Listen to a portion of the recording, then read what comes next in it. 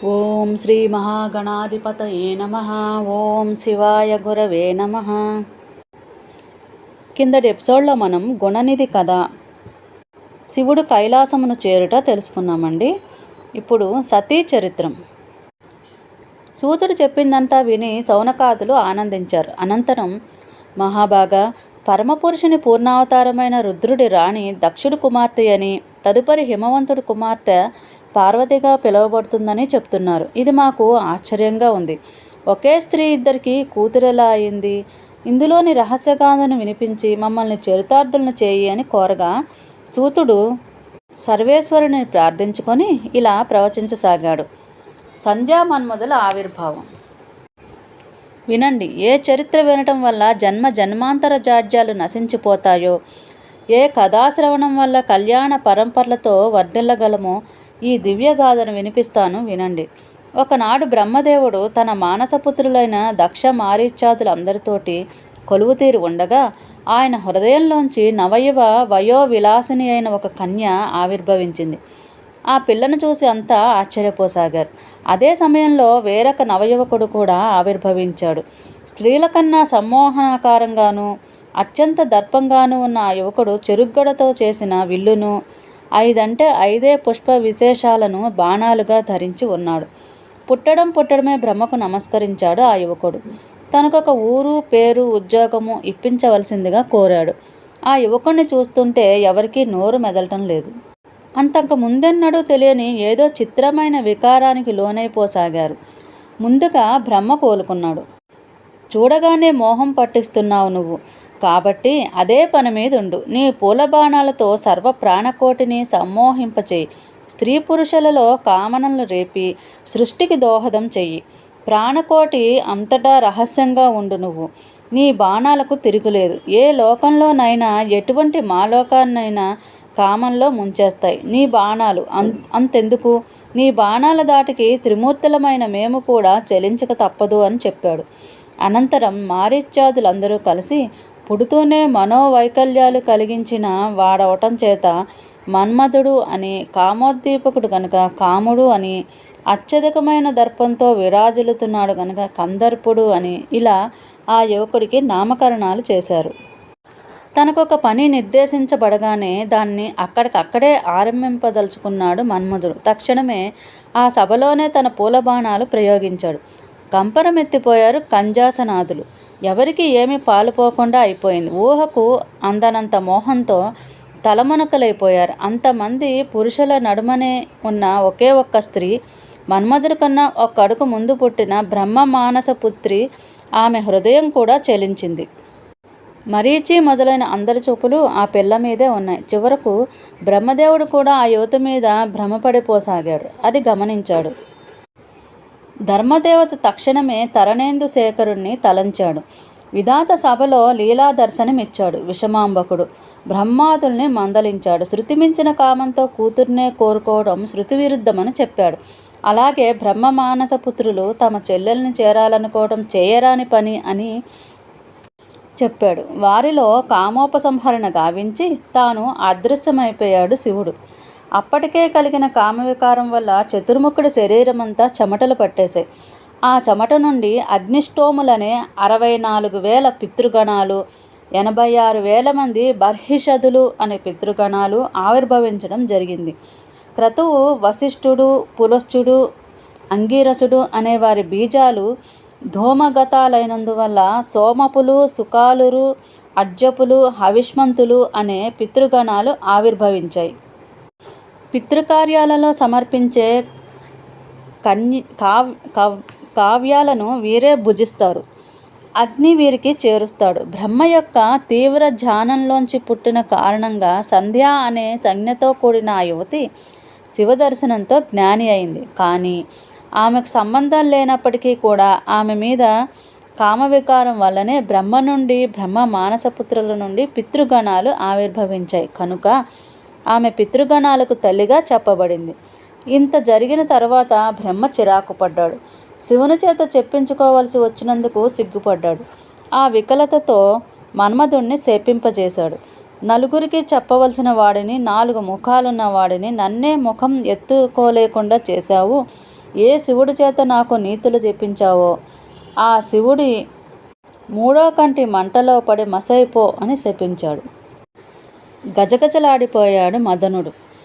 నన్ను క్షమించు తండ్రి, నువ్వు నాకు ఇచ్చిన ఉద్యోగ ధర్మాన్ని నిర్వర్తించానే గాని తప్పు చేయలేదు. విధి నిర్వహణ ఇది అని పలు విధాలా ప్రాధేయపడ్డాడు. అతడి వేడుకోలతో బ్రహ్మ కొద్దిగా తేరుకున్నాడు. నిజమే, నీకు ఇచ్చిన ఉద్యోగ ధర్మమే నువ్వు చేశావు. కానీ కామం పుట్టించడం అంటే ఇలా వావి వరుసలు లేకుండా పుట్టించడం అనే అర్థం కాదు.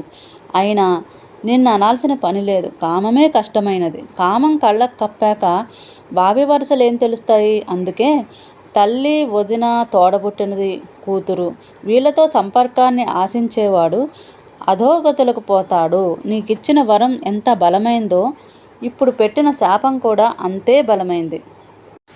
అందువల్ల నువ్వు శివనేత్రాగ్నులలో కాలిపోక తప్పదు. కాలిన సృష్టి జరగడానికి నువ్వే ప్రధాన కారణమైనందువల్ల ఆ శివానుగ్రహంతోనే నువ్వు పునర్జీవి అవుతావులే అన్నాడు. అదే 10,000 అనుకున్నాడు మన్మధుడు. అదే సమయంలో దక్షుడు చెమట నుంచి ఒక అనుపమాన మోహనాంగి ఆవిర్భవించింది. చూపర్లను వెర్రెక్కింపజేసే సోయగాల పుట్ట. ఆ పిల్లకి రతి అని పేరు పెట్టారు. రమణమూర్తి అయిన ఆ రతిని చూస్తూనే మన్మధుడంతటి వాడు మనసుని అదుపులో పెట్టుకోలేకపోయాడు. ఈ కామకారకుడికి కాస్తంత పగ్గాలు వేసేందుకు ఈ పిల్లే సరైనదిగా తలచి రతిని అతనికిచ్చి పెండ్లి చేశారు. ఆడామగ కలిసి ఆనందపడటానికి ఎన్ని పద్ధతులున్నాయో అన్ని పద్ధతుల్లోనూ ఆనందించసాగారు వాళ్ళు. అవి చాలవన్నట్టు కొత్త కొత్త పద్ధతులు కూడా ఆవిష్కరింపసాగారు. సంచలనాత్మకమైన సంధ్యాదేవి తపస్సు, వరములు. సరే, ఆ రతి మన్మధుల్ని అలా సుఖపడినిద్దాం. ఇక అక్కడ బ్రహ్మాదులకు బుద్ధి గరవడం కోసం లీలా దర్శనమిచ్చిన శివస్మరణతో సంధ్య జ్ఞాని అయింది కదా. ఆమె పశ్చాత్తాపడింది. పుట్టగానే తండ్రిని, తోబుట్టువులను కూడా కామ వివసులను చేశాను కదా అని బాధపడింది. ఈ పాప పరిహారార్థం తపస్సు చేసుకునేందుకు గాను చంద్రభాగా పర్వతానికి చేరింది. కాముడి కళ్యాణం హడావిడిలో నుండి తేరుకున్న తర్వాత బ్రహ్మదేవుడు సంధ్య గురించి యోచించాడు. ఆమె నిశ్చయం తెలుసుకున్నాడు. వశిష్ఠుని పిలిచి, నాయన, ఆ అమ్మాయికి తపో విధానం తెలియదు కాబట్టి నువ్వు మరేదైనా రూపంలో వెళ్ళి ఆమెకు ఆ విధానాన్ని బోధించిరా అని ఆజ్ఞాపించాడు. వశిష్ఠుడు బ్రహ్మచారిగా మారి చంద్రభాగా పర్వతంపైనున్న సంధ్య వద్దకు వెళ్ళాడు. ఆమెకు తపో విధానాదులన్నీ బోధించాడు. ఓం నమ శంకరాయ అనే మంత్రాన్ని ఉపదేశించాడు. దీనినే జపించు అని, ఆ శంకరుడు దిగి వచ్చేదాకా జపించు అని చెప్పి చక్కపోయాడు. సంధ్య తీవ్రమైన తపస్సులో మునిగిపోయింది. ఆమె యొక్క తపోదీక్షను వర్ణించడం ఎవ్వరి తరము కాదు. అలా ఆమె తపస్సులో ఉన్న కాలంలోనే దక్షుడికి అశ్విని, భరణ్యాది 27 ఆడపిల్లలు పుట్టారు. వారందరినీ చంద్రుడికిచ్చి పెళ్లి చేశాడు దక్షుడు. అందరూ తన భార్యలే అయినా ఆ చంద్రుడు మాత్రం ఎందుకో మరి వారిలో రోహిణి పట్లనే విపరీతమైన ప్రేమతో ఉండేవాడు. తక్కిన 26 భార్యలకి ఇది ఇబ్బంది అయ్యింది. వాళ్ళంతా కలిసి వెళ్ళి తమ తండ్రి అయిన దక్షుడికి విన్నవించుకున్నారు. దక్షుడు అల్లుడైన అమృతాంశుణ్ణి పిలిచి మందలించాడు. అయినా చంద్రుడి ధోరణిలో మార్పు రాలేదు. అందుకు ఆగ్రహించిన దక్షుడు చంద్రుణ్ణి క్షయగ్రస్తుడు కమ్మని శపించాడు. చంద్రుడు బ్రహ్మాదుల్ని ఆశ్రయించాడు. అందరూ కలిసి వచ్చి మహాతపస్వి అయిన సంధ్యను ప్రాధేయపడ్డారు. కానీ ఆమె ధ్యాన సమాధిలో ఉండటం వల్ల వీళ్ళ మొరలేవి ఆమెకు వినబడలేదు. ఆమె చలించలేదు. అప్పుడు మార్గాంతరంగా బ్రహ్మదేవుడు చంద్రభాగా నదిని సృష్టించడం, చంద్రుణ్ణి పవిత్రం చేసేందుకు ఇతర ప్రయత్నాలు చేయటం జరిగింది. ఇదంతా ఎందుకు చెబుతున్నానంటే ఆ సంధ్యాదేవి యొక్క తపోదీక్ష ఎంత గాఢమైనదో చెప్పడానికి అన్నమాట. 1, 2, 4 యుగాలు తపస్సు చేసిందామె. కరుణించాడు కపర్ది. కదలి వచ్చి ఆమె కన్నులెదుట తోచాడు. వరం కోరుకోమన్నాడు. హే జగన్నాథ, శివ, శంకర, నేను పుడుతూనే కాముకురాలనయ్యాను. ఇతరులను కాముకులుగా మార్చాను. ఆ పాప పరిహారార్థమై తప్పించాను. ప్రసన్నుడయ్యావు నువ్వు. అదే 10,000. నా పాపము నశించినట్లయితే నేను కోరే 3 వరాలు అనుగ్రహించు. మొదటిది, ఇక నుండి ఏ ప్రాణి గాని పుట్టుకతోనే కామానుభూతి పొందటానికి వీలు లేదు. 2, సృష్టిలోని సాధ్వీమణులలో నాకు అగ్రతాంబూలం దక్కాలి. 3, నా భర్త తప్ప మరే పురుషుడు నన్ను వక్రదృష్టితో చూసినా తక్షణమే వాడు నపంసకుడైపోవాలి. ఈ 3 వరాలు అనుగ్రహించు అని కోరింది సంధ్యాదేవి. శివుడు నవ్వాడు. అలాగే జరుగుతుంది. ఇక నుంచి ప్రాణకోటి బాల్య, కౌమార, యవ్వన, వృద్ధాప్యాలనే 4 దశలు అనుభవిస్తుంది. వాటిలో బాల్య కౌమారాలు దాటితే గాని పురుషులకు కామోద్దీపనం తెలియకుండా ఉండే విధంగా శాసిస్తున్నాను. అలాగే యవ్వనవతులైతేనే తప్ప స్త్రీలకు అసలు ఆ అవకాశమే ఉండకుండా అనుగ్రహిస్తున్నాను. సాధ్వీమణులందరికీ ఆదర్శప్రాయమయ్యే వరాన్ని నీకు ఇస్తున్నాను. నీ 3వ కోరిక రీత్యా నీ భర్త తప్ప మరే పురుషుడు నిన్ను కామదృష్టితో చూసినా వాడు తక్షణమే నపంసకుడైపోతాడు.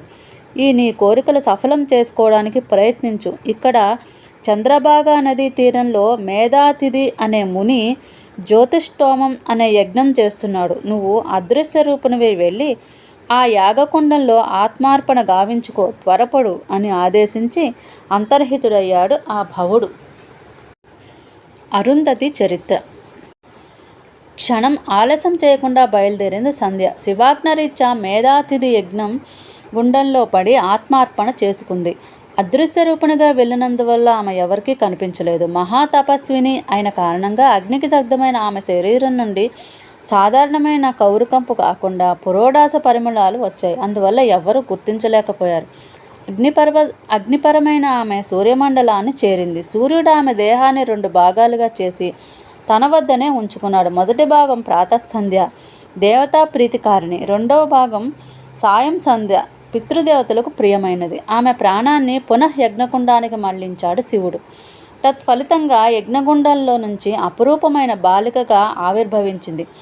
ఆమెను అక్కడి మునులందరి సమ్మతి మీద మేధాతిథి ఆమెను తన కూతురుగా స్వీకరించాడు.